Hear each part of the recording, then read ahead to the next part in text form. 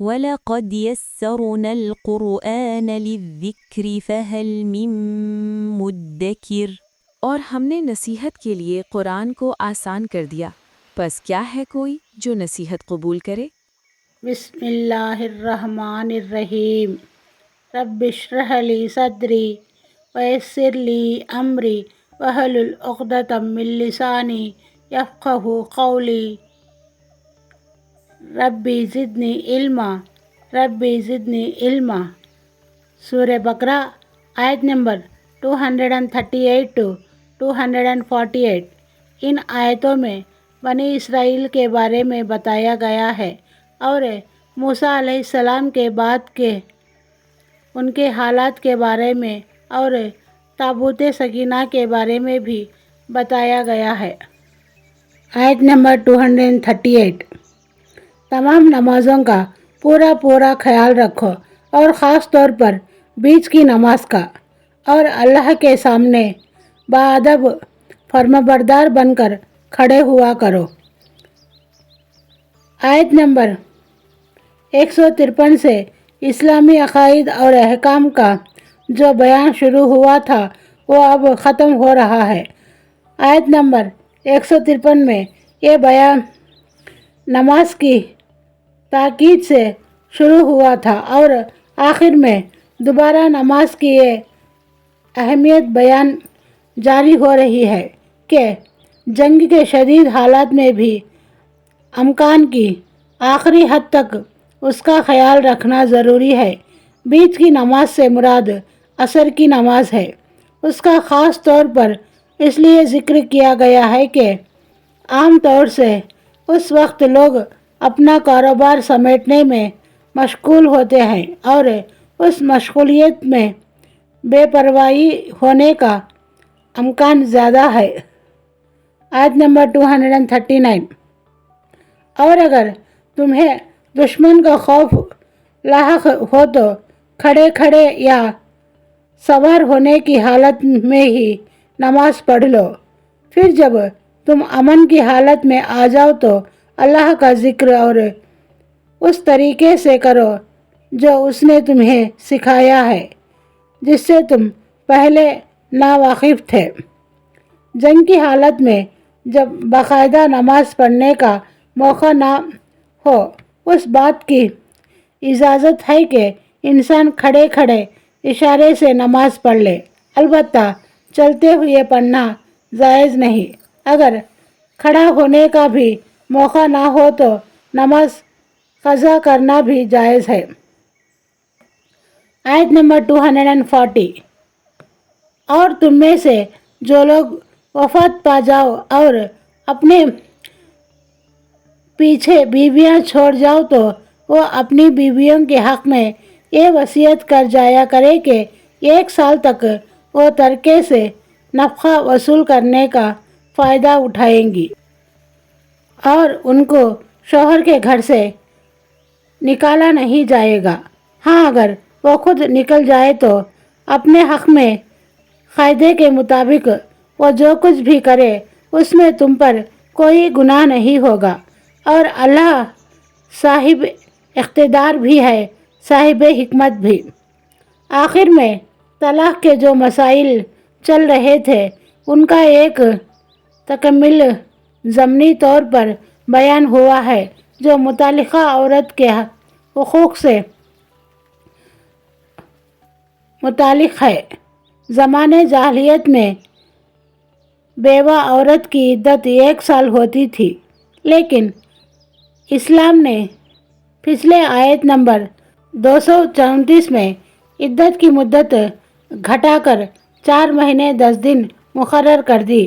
جس وقت زیر نظر آیت نازل ہوئی ہے اس وقت تک میراث کے احکام نہیں آئے تھے، اور جیسا کہ اوپر آیت نمبر 180 میں گزرا، لوگوں پر یہ واجب تھا کہ وہ اپنے رشتہ داروں کے حق میں وصیت کیا کرے کہ ان کے ترکے سے کس کو کتنا دیا جائے۔ لہٰذا اس آیت میں اسی اصول کے تحت یہ حکم دیا گیا ہے کہ اگرچہ بیوی کی عدت 4 مہینے 10 دن ہے، لیکن اس کے شوہر کو چاہیے کہ وہ اپنی بیوی کے حق میں یہ وصیت کر جائے کہ اسے سال بھر تک اس کے ترکے سے نفقہ بھی دیا جائے اور اس کے گھر میں رہائش بھی فراہم کی جائے۔ البتہ وہ خود اپنا یہ حق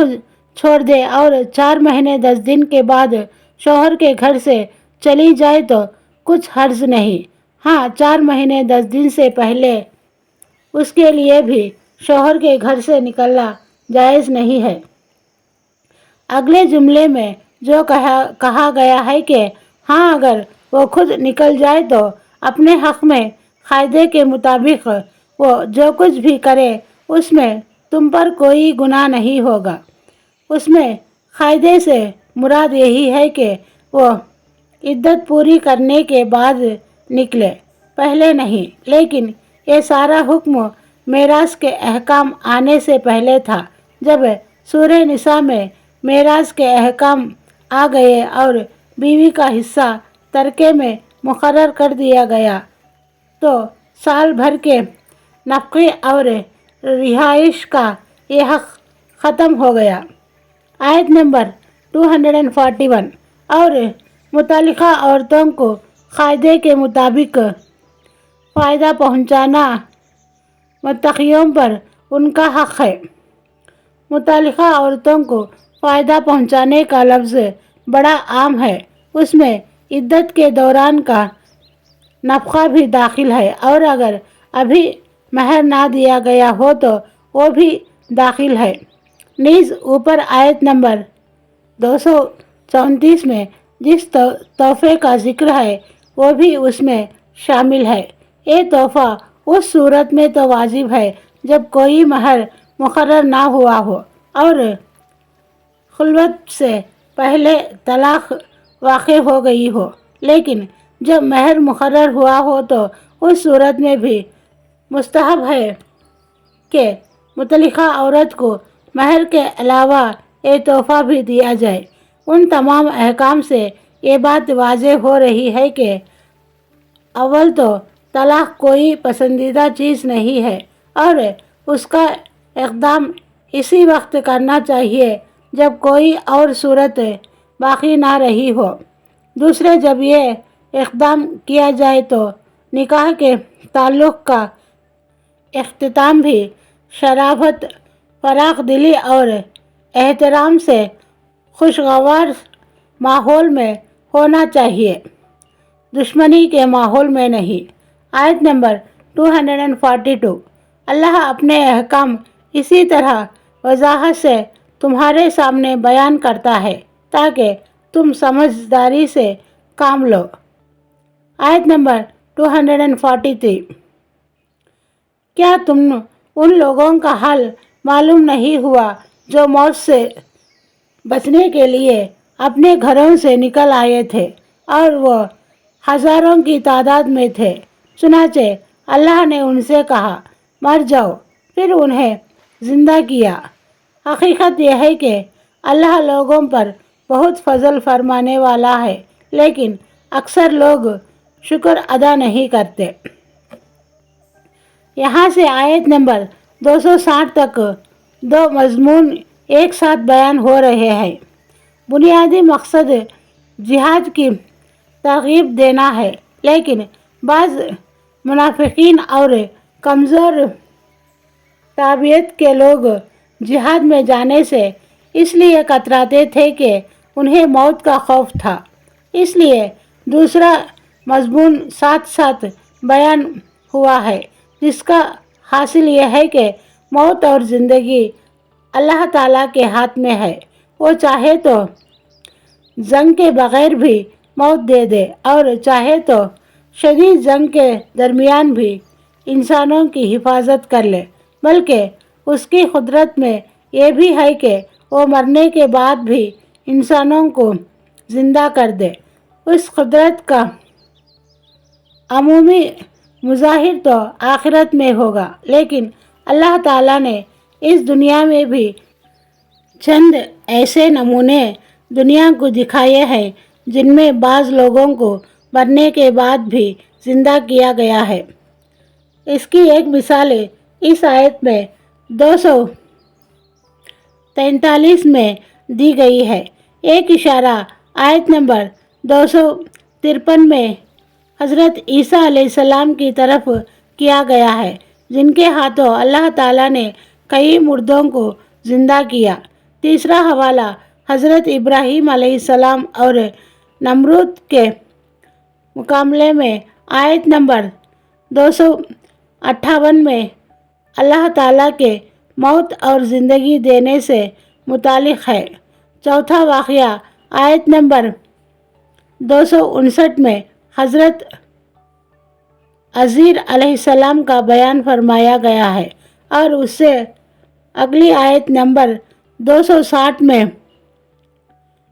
پانچواں واقعہ پھر حضرت ابراہیم علیہ السلام کا ہے، جس میں انہوں نے اللہ تعالیٰ سے عرض کیا تھا کہ وہ دیکھنا چاہتے ہیں کہ اللہ تعالیٰ مردوں کو کیسے زندہ کرتے ہیں۔ زیر نظر آیت نمبر 283 میں جو واقعہ بیان ہوا ہے، اس کی تفصیل قرآن کریم نے بیان نہیں فرمائی، صرف اتنا بتایا ہے کہ کسی زمانے میں کوئی قوم جو ہزاروں کی تعداد میں تھی، موت سے بچنے کے لیے اپنے گھروں سے نکل کھڑی ہوئی تھی، مگر اللہ تعالیٰ نے انہیں موت دے دی اور پھر زندہ کر کے یہ دکھا دیا کہ اگر موت سے بچنے کے لیے کوئی شخص اللہ تعالیٰ کے حکم کی خلاف ورزی کرتے ہوئے کوئی تدبیر اختیار کرے تو ضروری نہیں کہ موت سے بچ ہی جائے، اللہ تعالیٰ اسے پھر بھی موت کے گھاٹ اتار سکتا ہے۔ یہ لوگ کون تھے؟ کس زمانے میں تھے؟ وہ موت کا خوف کیا تھا جس کے بنا پر یہ بھاگ کھڑے ہوئے تھے؟ یہ تفصیل قرآن کریم نے بیان نہیں فرمائی، کیونکہ قرآن کریم کوئی تاریخ کی کتاب نہیں ہے۔ اس میں جو واقعات بیان ہوتے ہیں وہ کوئی سبق دینے کے لیے ہوتے ہیں، لہٰذا اکثر ان کا صرف اتنا حصہ بیان کیا جاتا ہے جس سے وہ سبق مل جائے، اور اس واقعے سے مذکورہ بلا سبق لینے کے لیے اتنی بات کافی ہے جو یہاں بیان ہوئی ہے۔ البتہ جس انداز سے قرآن کریم نے اس واقعے کی طرف اشارہ کیا ہے، اس سے یہ اندازہ ہوتا ہے کہ یہ قصہ اس وقت لوگوں میں مشہور و معروف تھا۔ آیت کے شروع میں یہ الفاظ کہ کیا تمہیں ان لوگوں کا حال معلوم نہیں ہوا، اس قصے کی شہرت پر دلالت کر رہے ہیں۔ چنانچہ حافظ ابن جریر طبری رحمۃ اللہ علیہ نے یہاں حضرت عبداللہ بن عباس اور بعض تابعین سے کئی روایتیں نقل کی ہیں، جن سے معلوم ہوتا ہے کہ یہ واقعہ بنو اسرائیل کے لوگوں کا ہے، جو ہزاروں کی تعداد میں ہونے کے باوجود یا تو کسی دشمن کے مقابلے سے کترا کر اپنا گھر بار چھوڑ گئے تھے، یا طاعون کی وبا سے گھبرا کر نکل کھڑے ہوئے تھے۔ جب یہ اس جگہ پہنچے جسے وہ پناہ کا سمجھتے تھے تو اللہ کے حکم سے موت نے وہاں ان کو آ لیا۔ بعد میں جب وہ پوسیدہ ہڈیوں میں تبدیل ہو گئے تو حضرت حزقیل علیہ السلام کا وہاں سے گزر ہوا، اور اللہ تعالیٰ نے ان کو حکم دیا کہ وہ ان ہڈیوں سے خطاب کرے، اور ان کے خطاب کے بعد وہ ہڈیاں پھر سے انسانی شکل میں زندہ ہو کر کھڑی ہو گئی۔ حضرت حزقیل علیہ السلام کا یہ قصہ موجودہ بائبل میں بھی مذکور ہے، اس لیے کچھ بعید نہیں ہے کہ یہ واقعہ مدینہ منورہ کے یہودیوں کے ذریعے مشہور ہو گیا ہے۔ واقعے کی یہ تفصیلات مستند ہو یا نہ ہو، لیکن اتنی بات قرآن کریم کے صاف اور صریح الفاظ سے واضح ہے کہ ان لوگوں کو حقیقی طور پر موت کے بعد زندہ کیا گیا تھا۔ ہمارے زمانے کے بعض مصنفیت نے مردوں کے زندہ ہونے کو بعید اشخاص سمجھتے ہوئے اس آیت میں یہ تاویل کی ہے کہ یہاں موت سے مراد سیاسی اور اخلاقی موت ہے اور دوبارہ زندہ ہونے سے مراد سیاسی غلبہ ہے، لیکن حقیقت یہ ہے کہ طویل قرآن کریم کے شہری الفاظ سے مائل نہیں کھاتی اور عربیت اور قرآن کریم کے اسلوب سے بھی بہت بعید ہے۔ سیدھی سی بات یہ ہے کہ اگر اللہ تعالیٰ کی قدرت پر ایمان ہے تو اس قسم کے واقعات میں تعجب کی بات کیا ہے۔ آیت نمبر 244 اور اللہ کے راستے میں جنگ کرو اور یقین رکھو کہ اللہ خوب سننے والا خوب جاننے والا ہے۔ آیت نمبر 245 کون ہے جو اللہ کو اچھی طریقے پر قرض دے تاکہ وہ اسے اس کے مفاد میں اتنا بڑھائے چڑھائے کہ وہ بدر جہاں زیادہ ہو جائے، اور اللہ ہی تنگی پیدا کرتا ہے اور وہی وسعت دیتا ہے اور اسی کی طرف تم سب کو لوٹایا جائے گا۔ اللہ کو قرض دینے سے مراد اللہ تعالیٰ کے راستے میں خرچ کرنا ہے، اس میں غریبوں کی امداد بھی داخل ہے اور جہاد کے مقاصد میں خرچ کرنا بھی۔ اسے خرچ مجارن کہا گیا ہے کیونکہ اس کا بدلہ ثواب کی صورت میں دیا جائے گا، اور اچھے طریقے کا مطلب یہ ہے کہ اخلاص کے ساتھ اللہ تعالیٰ کو راضی کرنے کے لیے دیا جائے، دکھاوا یا دنیا میں بدلہ لینا مقصد نہ ہو۔ اور اگر جہاد کے لیے یا کسی غریب کی مدد کے طور پر قرض ہی دیا جائے تو اس پر کسی سود کا مطالبہ نہ ہو۔ کفار اپنی جنگی ضرورتوں کے لیے سود پر قرض لیتے تھے۔ مسلمانوں کو تاکید کی گئی ہے اول تو وہ قرض کے بجائے چندہ دے، اور اگر قرض ہی دے تو اصل سے زیادہ کا مطالبہ نہ کرے، کیونکہ اگرچہ دنیا میں تو انہیں سود نہیں ملے گا لیکن آخرت میں اللہ تعالیٰ اس کا ثواب اصل سے بدر جہاں زیادہ عطا فرمائے گا۔ جہاں تک اس خطرے کا تعلق ہے کہ اس طرح خرچ کرنے سے مال میں کمی ہو جائے گی، اس کے جواب میں فرمایا گیا ہے کہ تنگی اور وسعت اللہ ہی کے قبضے میں ہے۔ جو شخص اللہ کے دین کے خاطر اپنا مال خرچ کرے گا، اللہ تعالیٰ اس کو تنگی پیش آنے نہیں دے گا، بشرط کہ وہ اللہ کے حکم کے مطابق خرچ کرے۔ آیت نمبر 246 کیا تمہیں موسیٰ کے بعد بنی اسرائیل کے غروا کے اس واقعے کا علم نہیں ہوا جب انہوں نے اپنے ایک نبی سے کہا تھا کہ ہمارا ایک بادشاہ مقرر کر دیجئے تاکہ اس کے جھنڈے تلے ہم اللہ کے راستے میں جنگ کر سکیں؟ نبی نے کہا، کیا تم لوگوں سے یہ بات کچھ بعید ہے کہ جب تم پر جنگ فرض کی جائے تو تم نہ لڑو؟ انہوں نے کہا، بھلا ہمیں کیا ہو جائے گا جو ہم اللہ کے راستے میں جنگ نہ کریں گے، حالانکہ ہمیں اپنے گھروں اور اپنے بچوں کے پاس سے نکل باہر کیا گیا ہے۔ پھر ہوا یہی کہ جب ان پر جنگ فرض کی گئی تو ان میں سے تھوڑے لوگوں کو چھوڑ کر باقی سب پیٹ پھیر گئے اور اللہ ظالموں کو خوب جانتا ہے۔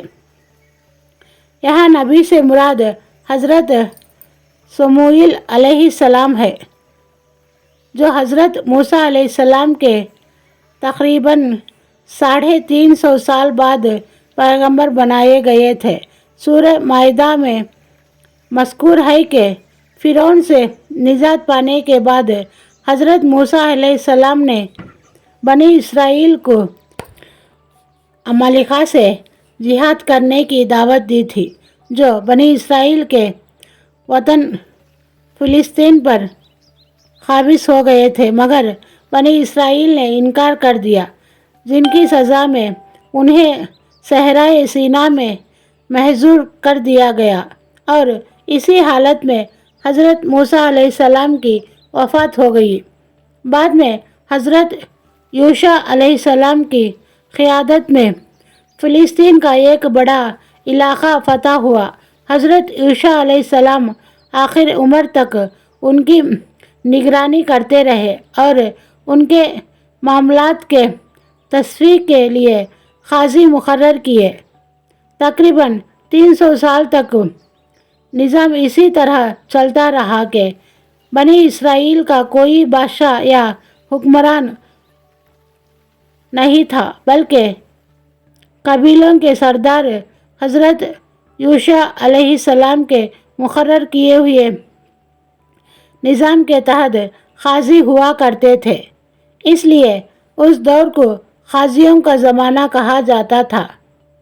بائبل کی کتاب خزاں میں اسی زمانے کی تاریخ بیان کی گئی ہے، چونکہ اس دور میں پوری قوم کا کوئی متفقہ حکمران نہیں تھا، اس لیے آس پاس کی قومیں ان پر حملہ ور ہوتی رہتی تھی۔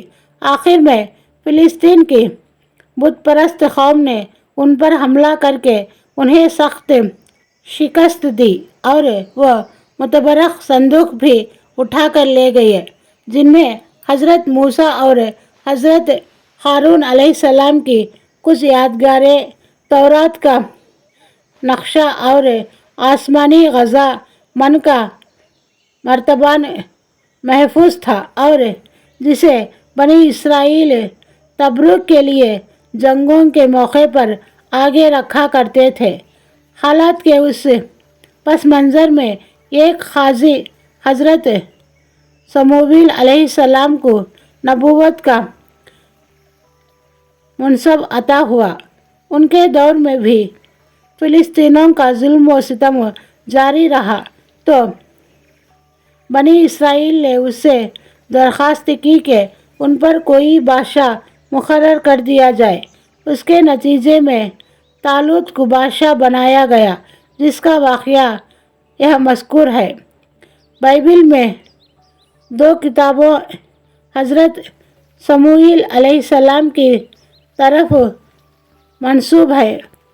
ان میں سے پہلی کتاب میں بنی اسرائیل کی طرف سے بادشاہ مقرر کرنے کی فرمائش بھی ذکر کی گئی ہے، مگر بادشاہ کا نام طالوت کے بجائے ساول مذکور ہے۔ نیز بعض تفصیلات میں فرق بھی ہے۔ آیت نمبر 247۔ اور ان کے نبی نے ان سے کہا کہ اللہ نے تمہارے لیے طالوت کو بادشاہ بنا کر بھیجا ہے۔ کہنے لگے، بھلا اس کو ہم پر بادشاہت کرنے کا حق کہاں سے آ گیا؟ ہم اس سے مقابلے میں بادشاہت کے زیادہ مستحق ہیں، اور اس کو تو مالی وسعت بھی حاصل نہیں۔ نبی نے کہا، اللہ نے ان کو تم پر فضیلت دے کر چنا ہے، اور انہیں علم اور جسم میں تم سے زیادہ وسعت عطا کی ہے، اور اللہ اپنا ملک جس کو چاہتا ہے دیتا ہے، اور اللہ بڑی وسعت اور بڑا علم رکھنے والا ہے۔ آیت نمبر 248۔ اور ان سے ان کے نبی نے یہ بھی کہا کہ طالوت کی بادشاہت کی علامت یہ ہے کہ تمہارے پاس وہ صندوق واپس آ جائے گا جس میں تمہارے پروردگار کی طرف سے سکینت کا سامان ہے، اور موسیٰ اور ہارون نے جو اشیاء چھوڑی تھی ان میں سے کچھ باقی ماندہ چیزیں ہیں، اسے فرشتے اٹھائے ہوئے لائیں گے۔ اگر تم مومن ہو تو تمہارے لیے اس میں بڑی نشانی ہے۔ جب بنی اسرائیل نے طالوت کو بادشاہ ماننے سے انکار کیا اور ان کے بادشاہ مقرر ہونے پر کوئی نشانی طلب کی تو اللہ تعالیٰ نے حضرت صمویل علیہ السلام سے کہلوایا کہ ان کے منزنات اللہ ہونے کی نشانی یہ ہوگی کہ اشدودی قوم کے لوگ جو متبرک صندوق اٹھا کر لے گئے تھے، ان کے زمانے میں اللہ کے فرشتے وہ صندوق تمہارے پاس اٹھا کر لے آئیں گے۔ اسرائیلی روایت کے مطابق اللہ کا کرنا ایسا ہوا کہ اشدودیوں نے وہ صندوق ایک مندر میں لے جا کر رکھا، مگر اس کے بعد وہ طرح طرح کی مصیبتوں سے دوچار ہونا شروع ہو گئے۔ کبھی ان کے بت اوندھے پڑے ہوئے ملتے، کبھی گلٹیوں کی وبا پھیل جاتی، کبھی چوہوں کی کثرت پریشان کرتی۔ آخرکار ان کے نجومیوں نے انہیں یہ مشورہ دیا کہ یہ ساری آفتیں اس صندوق کی وجہ سے ہیں۔ چنانچہ انہوں نے وہ صندوق بیل گاڑیوں پر رکھ کر انہیں شہر سے باہر ہانک دیا۔ بائبل میں فرشتوں کے صندوق لانے کا ذکر نہیں ہے، مگر قرآن کریم نے صاف کہا ہے کہ اسے فرشتے لے کر آئیں گے۔ اگر بائبل کی یہ روایت درست مانی جائے کہ ان لوگوں نے خود صندوق کو باہر نکال دیا تھا، تو ممکن ہے کہ بیل گاڑیوں نے اسے شہر سے باہر چھوڑ دیا ہو اور وہاں سے اسے فرشتے اٹھا کر بنی اسرائیل کے پاس لے آئے ہو، اور یہ بھی ممکن ہے کہ بیل گاڑیوں پر ہانکنے کا قصہ ہی غلط ہو اور فرشتے اسے براہ راست اٹھا لائے ہو۔ اللہ عالم۔ السلام علیکم ورحمۃ اللہ وبرکاتہ۔